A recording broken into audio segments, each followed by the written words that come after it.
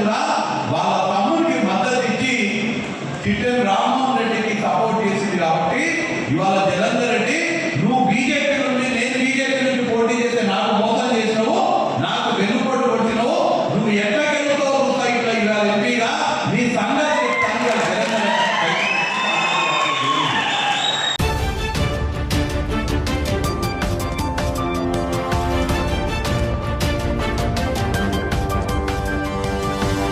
Audio